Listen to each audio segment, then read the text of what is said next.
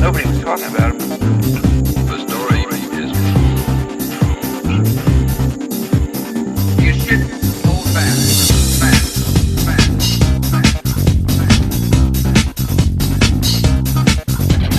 You shouldn't hold back.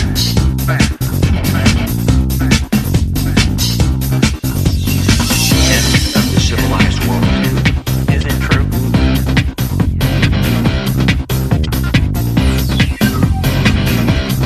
Is it true? Okay, look. They're building a culture to encourage international terrorism. The names have been changed. Hold back. Hold back. Nothing will hold us. The names have been changed. Hold back. Nothing will hold us back. Welcome back to All Hell Can Stop Us. This is my weekly podcast / blog / record of time / alternative to the RIAA, the IFBI, Spotify, Netflix, and a bunch of other things. And as I do try every week to bring someone interesting into this mix, and this week I have succeeded. I have on the phone, and hopefully this is coming through okay, one Kevin Sidler from Thunder Bay, one of the more perhaps prominent citizens there. Are you still there, Kevin? I'm here. And we were talking a little bit, kind of very briefly, before we started this particular show about something called MindTap, and it sounded like you're really interested in that. So what is MindTap? Let's start with that. Well, around the turn of the century, it was like a bi-weekly event. There'd be someone who'd come in and do a talk on some element of their research. It lasted a couple of years, and then right now, Nerd Night's nearest thing, but it's really inspiring to just be able to go somewhere and so someone talk about something that they're fascinated about. So for those who haven't heard of Nerd Night is not just a Thunder Bay thing, but a global thing that happens roughly once a month in the places where it happens, where a subject matter expert or someone who is a nerd in some topic, who is obsessed with some topic, comes and gives a public talk, and then people kind of ask questions, and it's a usually drink beer type event. So as far as MindTap is concerned, is it also kind of take place in a bar type environment? Oh yeah, just like Nerd Night. Yeah, that was really the predecessor locally. Oh, it was like pre Thunder Bay Nerd Night? Oh yeah. Oh, very cool. And so, what are some examples of some of the talks that have come out of this, or do you have any that come to mind? None are coming to mind lately, but yeah, it could be anything. Like if everyone knows something, everyone has some sort of interest they can talk about, and it's really inspiring to hear someone talk about something that they're passionate about. And I noticed. Go ahead. And just to get that chance to really go on about it. For sure. And one of the things I noticed with Nerd Night, and I'm sure MindTap is the same, is that you start to notice the other people in the room who come back to the same event. In my case, it'd be Nerd Night, but you'll recognize the guy across the room and be like, oh, I know who you are. You're the person who's really interested in octopuses. Or I know who you are. You're really interested in craft breweries or whatever, right? And you can immediately start a conversation that way. So another venue for that would be great. And is it just like a Thunder Bay thing, or is it kind of like Nerd Night where it's more spread out and exists elsewhere? It was just a local thing, and it only ran for a couple of years. Oh, okay. But you mentioned that it kind of drove you back to Thunder Bay, right? Yeah, like when that so when I left on Thunder Bay, it was just feeling kind of dead. Like there wasn't much going on that I was aware of that had that kind of Well, it's a small town, right? So sometimes it definitely gets that feeling that there's not all that much going on, especially compared to the bigger cities like Toronto. So where did you go? Where did you move to after you left Thunder Bay? I went to Winnipeg for most of a year. Okay. Figured I wanted that big city experience. Right on. And so now that the Thunder Bay Vortex has you and you got drawn back and you are politically active fairly in Thunder Bay, or at least you seem that way kind of from the outside, and are involved with, I remember you were talking at one point about the LEAP Manifesto. You were one of the people kind of involved with that, as well as in city politics. And so I understand there's been some interesting discussion about the finances on the city level. So how has that been going? Well, we just went through the annual budget cycle, and it's been an interesting one this year. We always knew that it was going to be a tough one with what is happening at the provincial level. Right. So is this the first city budget since the Ford government was elected? Well, it's a stronger impact now than the previous one. Okay. But everything's always in flux with the province hasn't really been fully forthcoming about the changes that are coming forth. So it's a lot of trying to. A lot of first one was a lot of uncertainty, right? really trying to catch up. Like I've heard from other stories that programs that were designed to be around for quite a while, even programs to spur small business and stuff like that, those cuts were really unexpected at the provincial level. So if they were willing to cut that sort of thing at the drop of a dime, I can imagine cities are probably going through similar experiences, right? And does that kind of pan out in Thunder Bay as well? Oh yeah, like there were a lot of provincial moves that are penny wise but pound foolish. Okay. Like there was a basic income pilot going on in Thunder Bay, and it was supposed to run for several years, but the provincial government cut it before. Well, the money had been spent, but the results hadn't run long enough to get any results yet. Right, and this was something that they did very early on after being elected too, right? Like that, I don't think it even took a month for them to cut that. Yeah, like, despite a promise during the election campaign that would not be cut. Interesting. So, given these broken promises and the rough time from the provincial level, what are the impacts on the city level, and how is that panned out? Well, yeah, there's just funding programs that are hard to predict in the long run. Like there was an active transportation project to build a bridge over a river so that cyclists could get from core to core. Do you know whereabouts that bridge was? Was that the one by the Shoppers? I know there's like a rail bridge by that Shoppers, but is it that area? Yeah, it would have been just pretty much right alongside that bridge. Okay, because I notice a lot of people take that bridge, but I'm pretty sure it's illegal to actually go over it. Oh yeah. Yeah. Quite dangerous as well. But if you want to get from core to core without spending much time on a high volume street that's really not built for cyclists, then that's the route people have been taking. So back kind of to the basic income thing, actually, before we get too much into the city politics. So do you know all that many, or like, it seems like everyone in Thunder Bay had someone that they knew who was on it. Like, do you have any kind of first or second hand stories about that? Kind of offhand? Yeah. At least 3 people that I'm aware of, and they made plans with the understanding that they had that stability of income. And some people moved into apartments, some people made plans to go back to school, and when that funding just dropped out, they were often left in a worse situation than they were to start with. Interesting. I can definitely see that if you move to like a place with higher rent, right? Maybe to have space for your kids or something. And then find out later on that, oh no, the government guaranteed money they were going to be paying for that rent is no longer there. So at a time when a whole bunch of citizens in Thunder Bay are going through this kind of financial trouble of trying to adjust to life without this basic income, there's just generally a kind of a downtick in the economy going on to start with without the Ford cuts. And then the Ford cuts come in, and then the city cuts. So what have they been talking about cutting on the city side? Well, the council asked administration for a package of options to do a further $2 million in cuts. Okay. Now, municipal inflation is usually around 3% because the basket of goods that municipalities need is different from what standard consumers need. So usually that's been about 3%, and that's what council has been kind of hanging on for the past couple of years. So this year, council started out in actually a surprisingly good position for that. But what was presented in administration, the list of possible cuts were a lot of things that were just pretty shocking. Now, the thing that most bothered me is that administration proposed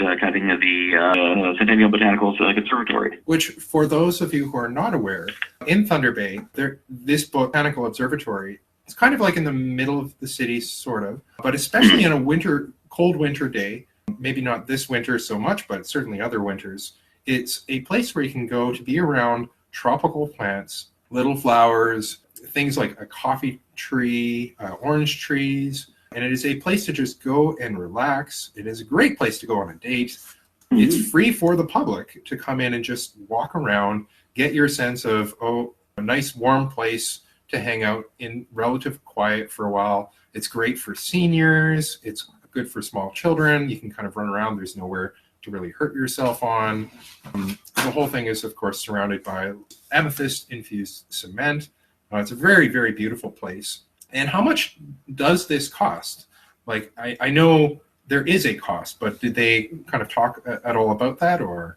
Well, The number that they were throwing around was about $150,000 a year. Right. And so and for that, like they do get things like, I think the honey is part of that, the honey bee or beehives that are kind of beside that's kind of probably part of that. I know they do grow like little cactuses and stuff like that. I don't know where those go or anything like that, but it's not like 150,000 into the hole and nothing comes of it, except for the positive experience of every person in the city who can go to this. There's benefits to that. But even so, it is the sort of thing that once that goes away, it at best is going to be replaced by something that is not free to the public, that you have to pay to go to. And similar to Saskatoon actually had something kind of similar, not nearly as beautiful, but it was closed. And now the building that is replacing it is no longer free to the public. So go ahead.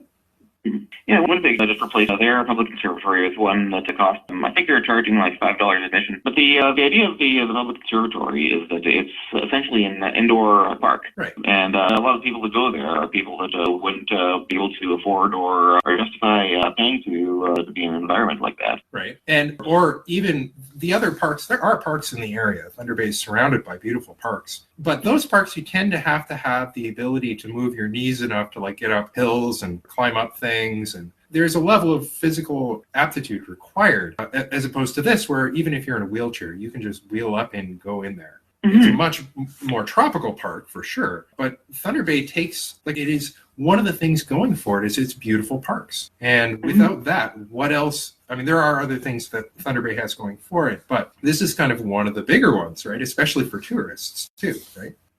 Yeah, like the city tends to get very monochrome for a couple of months of the year. Like the leaves are gone, like the ground is white. You just have the color of the branches. But yeah, the conservatory, you've got that full green leafiness, the flowering plants, that fresh air. Like just being able to inhale that in the depths of winter just does such wonders for the body and soul. And so the last I heard of it is that the government in Thunder Bay was still cutting the budget for it. And you've mentioned that you've seen the live stream and have been following this a little closely. So what is the status of the conservatory right now?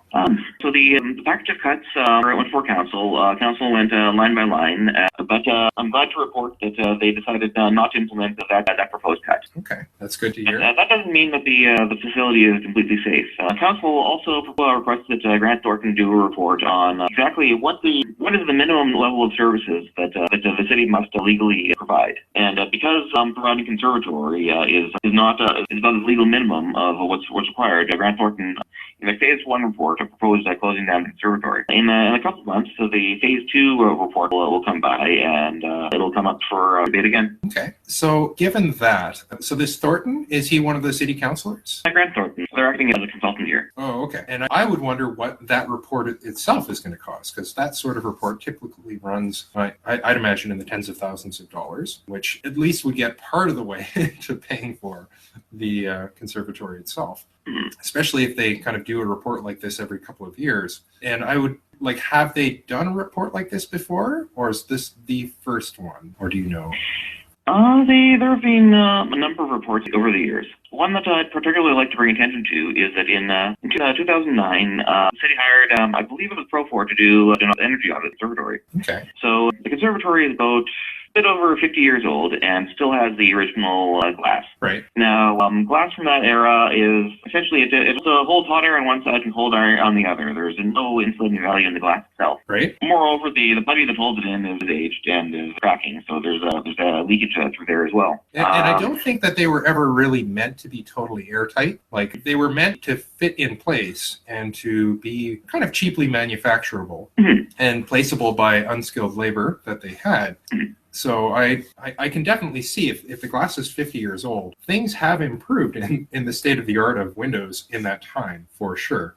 And so there may be a question of whether to keep it there and just kind of pay the heat or improve the glass, that sort of thing. But getting rid of the whole thing because of that seems a little on the extreme side. Well, if they're concerned about operating costs, if they replace the glass with a modern replacement, they reduce energy costs by at least half. Like this was identified back in 2009, and if they'd have done it by then, it would have already paid itself off almost twice over. Interesting. That is interesting. So, other than the conservatory, is there anything else interesting happening in the City Hall of Thunder Bay that you're kind of aware of or have been noticing?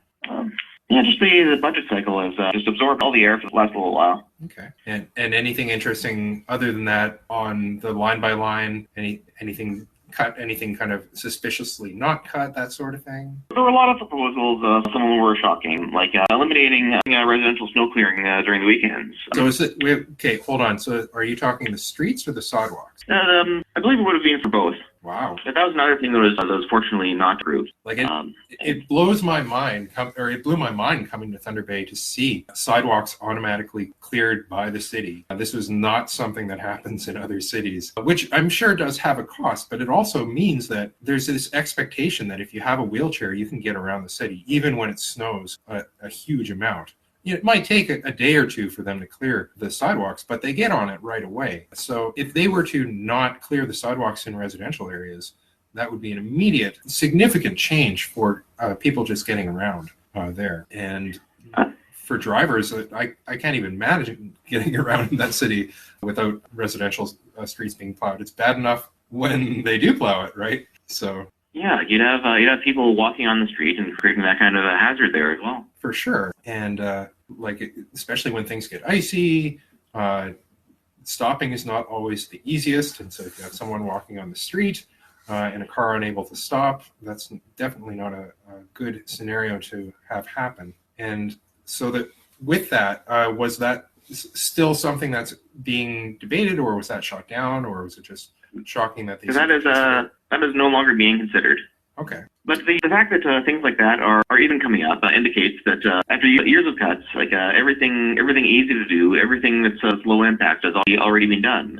So like a lot of services have been cut to the bone, and while the city is trying to make further cuts every year or two, it's going to get increasingly harder and harder to maintain. Especially if interest rates spike, which is another thing that could still happen. They're still pretty low or almost zero, but historically that has not been the case. And so if we're having to kind of scrape by on the city level now, if interest rates spike, things will get a lot more difficult too. Mm-hmm. So other than that, though, other than city politics, we were talking a little bit about the parks and the kind of beauty of the parks in Thunder Bay. And one of the things I was lucky enough to do was someone took me, actually kind of one of our mutual friends, took me through one park that is kind of known for its mushroom. And so you're interested in mushrooms. What is your interest in mushrooms? It comes out of like a childhood fear. Like as a child, I was always terrified that any mushroom could be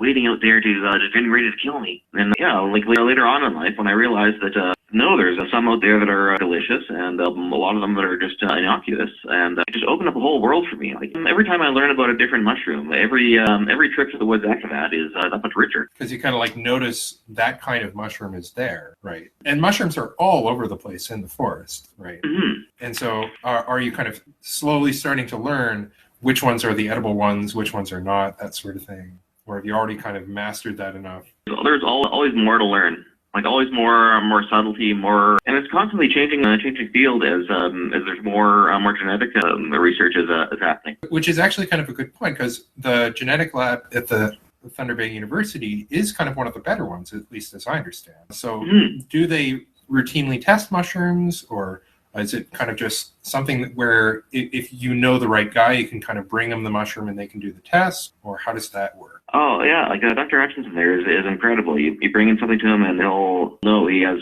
just such an encyclopedic knowledge. It's just amazing. Interesting. So I might ask later on for maybe a link to his page or office or something like that for Thunder Bay people interested in learning about the mushrooms in their lives. That might be kind of a good thing to know. So have you taken any mushrooms to him? And if so, what was the experience there? Well, he does a walk in the fall with a field naturalist every year. Okay. And that's really how I got my start learning about them. Kind of like a mobile version of the Mind tap almost? Oh yeah, like basically how it would go is that we'd all be walking through the woods. People would split off and find mushrooms and bring back, and he'd identify them on the spot. Cool. Now there's some of them that you can't really tell without a microscope or chemical tests, but a lot of them have got a lot of more interesting ones have such visible characteristics. You can see them even from a distance. Cool. I think I was actually looking at a mobile microscope cell phone apparatus earlier this week. I might send you that link because that seems like it would be a useful thing for that scenario. If there are some mushrooms that you need that microscope to kind of deal with, Yeah. and especially if it's just something you can kind of keep in your pocket, that would be kind of a handy thing. But I also know there are some mushrooms where like it's hard to tell which of a couple of different kinds it is, but the other kinds aren't poisonous. And then there are some where like it's hard to tell which of a couple of kinds it is, and then one of those kinds is poisonous. And so that would be kind of like another thing to where he'd probably know those, right? And would be able to tell, oh, this one's too close, etc., right? Mm-hmm. Like there's a lot of them you can identify that are low risk, that don't have dangerous lookalikes. So what would be one of those low risk ones for the adventurer looking out in the Thunder Bay region? Well, in the spring, I'm always out looking for morels. Like there's people with some good morel spots will guard them jealousy. Okay. They have a particular crinkled appearance, and there's another family of false morels that also have a crinkled appearance, but once you've seen the difference between them, they're easy to tell apart. Okay. So it's like carry one of each around with you for comparison purposes, or once you kind of see, you know to see it? Oh yeah, once you've seen both of them, then it's hard to make that mistake. Cool. And so we were kind of chatting before this started, and you mentioned that there's like poisonous ones that are, how did you put it, where like they're forbidden tastes? Forbidden flavors. Yeah. So what's that about? Well, there isn't really, generally, there's no real correlation between whether a mushroom is, between a mushroom's flavor and its toxicity. Okay. Like pretty much all the old rules of thumb, like if you boil it with a silver coin, those are all, none of them work 100% of the time. Right. But turns out there's, most mushrooms are just mildly poisonous, not dangerously so. There's a lot of them that are edible and actually, surprisingly, not as many as you think that are poisonous. And there's, turns out that there aren't any that are so poisonous that you can't get away with little taste. Interesting. And so how little of a little taste are we talking here? Just a little piece in your tongue, taste it, and then spit it out. So I would, of course, express caution for anyone interested in trying this at home. Definitely consult your local mushroom expert before trying this sort of thing. But it's just interesting to hear that this is even possible, right? At least as far as our taste buds are concerned. Like we are definitely built as animals that if something is not good for us, we will throw it up, right? It's not a foolproof thing. You can definitely poison yourself for sure, but there are mechanisms there, right? And so if it's not that bad, that even just like that little taste won't kill you, that's kind of an interesting thing. Mm-hmm. Yeah, so like a lot of people have this incredible fear of mushrooms, but there's if you go up and like smell a mushroom, it's not going to cause you any harm unless you're like snorting puffballs, and that's just like that's like the physical massive spores that will cause you issues. But you can smell a mushroom, you can taste it, take a little taste and spit it out, and it just opens up a world. Like, there are some mushrooms that the way that you tell if it's poisonous or not is from the flavor. Interesting. So like you put in your mouth, you taste it, and then you decide whether to swallow based on kind of whether or not it gives you the right taste. Well, you spit it out because there's only about half a dozen mushrooms that are really, really good raw. Like most mushrooms are mildly poisonous when they're raw, but a little bit of a taste there will help you narrow down exactly what the species is for that particular mushroom. Okay, and then you go and cook it kind of later, and then eat it with something else, sort of thing. It's one of my favorite tricks while going out on a hike. See one of these like a red drusilla. There's about 20 of them that are essentially identical unless you look under a microscope. Mm-hmm. But of these particular mushrooms, like you can tell by the flavor whether it's one of the poisonous ones or not. So I'll take a little piece, taste it, spit it out, and then say like, oh yeah, that one was poisonous. So as we're kind of talking about going out in the park and finding all these mushrooms and stuff, are the mushrooms in Thunder Bay changing as the climate kind of warms there, or has that been too slow to affect the local mushroom populations there? Or do you know? I haven't noticed any changes, but there's a lot of difference from year to year. Like certain ones will prefer different weather conditions, and there's a major impact on like how much rainfall there is. Right. So these species will live in the ground or a tree for as